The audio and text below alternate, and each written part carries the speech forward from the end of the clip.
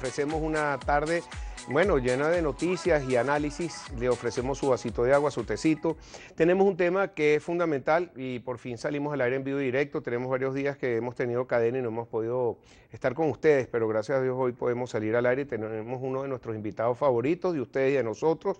Tenemos un hashtag con Todo y Pensini y tenemos a Luis Vicente León, que es analista y presidente de Data Análisis. ¿Cómo estás, Luis Vicente? Muy buenas tardes. Encantado de estar aquí. Igualmente, sobre todo que tenemos un momento donde cuando hay mucha incertidumbre, la gente busca gente como tú, Luis Vicente, analistas, para que nos den dirección de cuáles son los posibles escenarios. Tenemos algo que le está causando un poco de ruido a la gente y que creo que tenemos que analizar con profundidad. Hoy Fede Cámaras, sector empresarial, dice que apuesta a los consensos a través del diálogo, dándole un apoyo a Jorge Roy. Jorge Roy sale en declaraciones hoy, también dice, el gobierno es el primer necesitado del diálogo.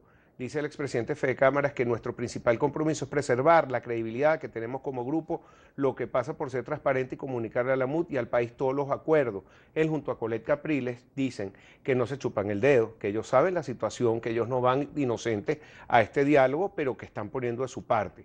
Por otro lado, también sale Luis Vicente León dando declaraciones, dice, la negociación es la vía para resolver la crisis de la magnitud de la de Venezuela.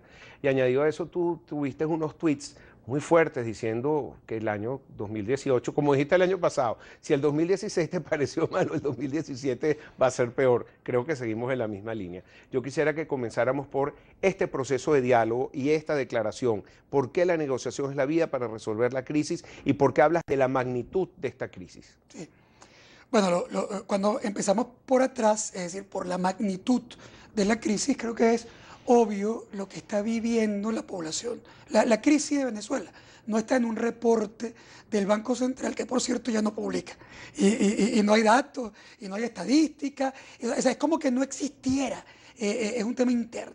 Pero ahí no está la crisis. La crisis está cuando una señora en un barrio va a un supermercado y consigue que el precio subió absolutamente todos los días y que ella no puede acceder a lo que tiene que comprar. Cuando un señor tiene que tratar de trabajar y consigue básicamente que no hay materia prima, que no hay materiales, que su empresa está despidiendo personas porque simplemente no las puede pagar.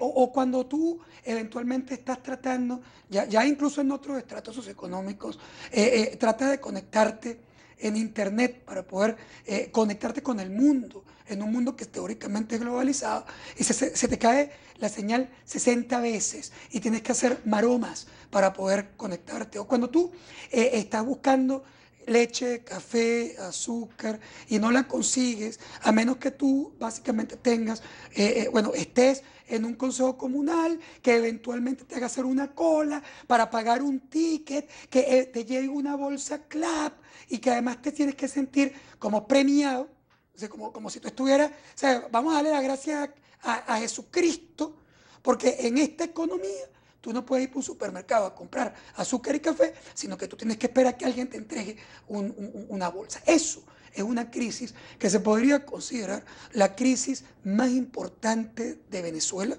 fuera de una guerra. Y eso es dramático. Pero además, por donde te metas, está arrancando un proceso hiperinflacionario por encima de 45% de inflación mensual que apunta a un año 2018 donde tú vas a tener inflaciones que las vamos a contar por miles por ciento. Hace apenas unas semanas, cuando el gobierno sacó ese billete de 100.000, Sí. la gente estaba muy preocupada, porque ¿qué iba a hacer cuando tuviera un billete de 100.000? ¿Quién le iba a poder dar vuelto al billete de 100.000? Resulta que en unas semanitas el billete de 100.000 va a ser un vuelto. Es decir, ya no te puedes preocupar porque no te den vuelto, sino porque resulta que ese billete no va a valer nada en breve. Entonces, cuando tú tienes eso, entiendes que estás en una situación dramática. Esa situación dramática es mucho más fuerte incluso que la situación política. Digo que es más fuerte que la situación política porque la economía es mucho más rebelde que el pueblo. Es mucho más rebelde que la sociedad.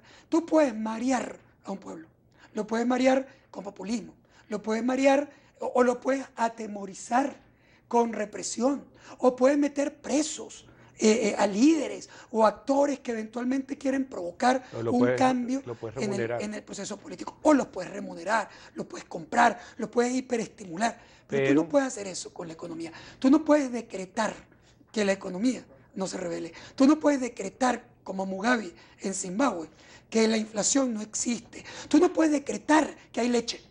O sea, tú no puedes decretar que la gente puede ir sin hacer cola a conseguir medicamentos en una farmacia. Eso no se decreta.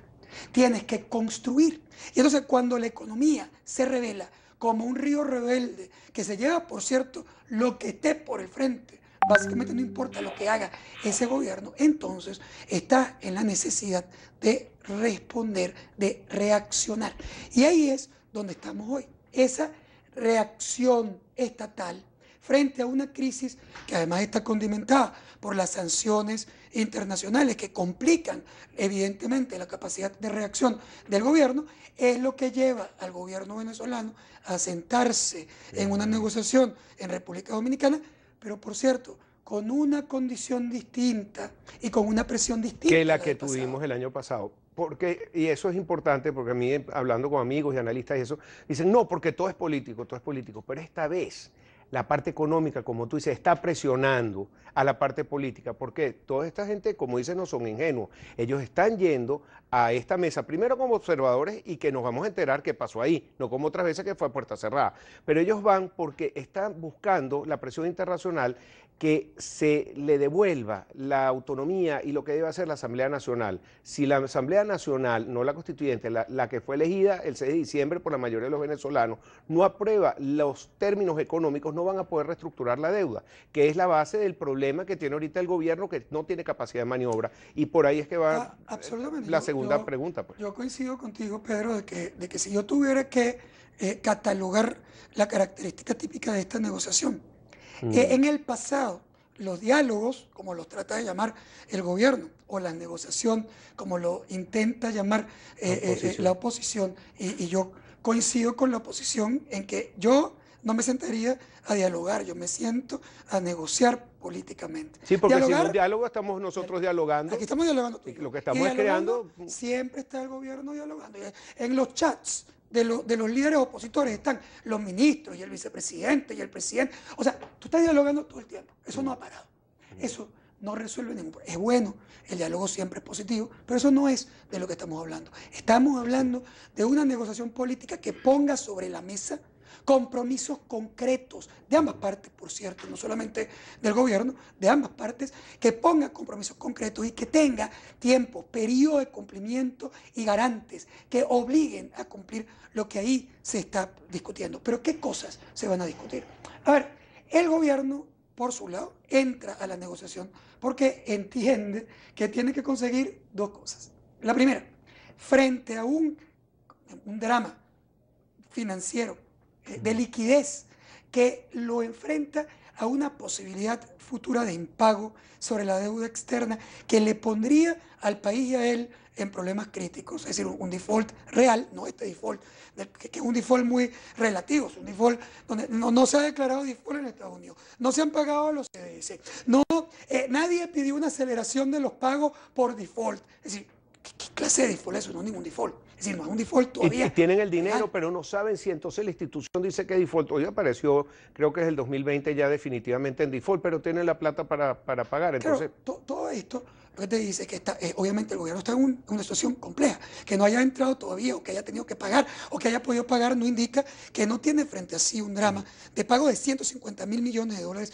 que son impagables si no lo refinancian. Vamos a una pausa. Claro. Al regreso seguimos con esta idea del default. ¿Por qué va Asdrúbal Oliveros? ¿Por qué va Jorge Roy? ¿Por qué se reúne como una especie de OIT? Porque también va Marcela Máspero, representando a los trabajadores. Entonces una reunión bastante amplia del grupo que va acompañándolos. Ahora me explica eso. Ya son facilitadores, asesores, como los quieran llamar. Ya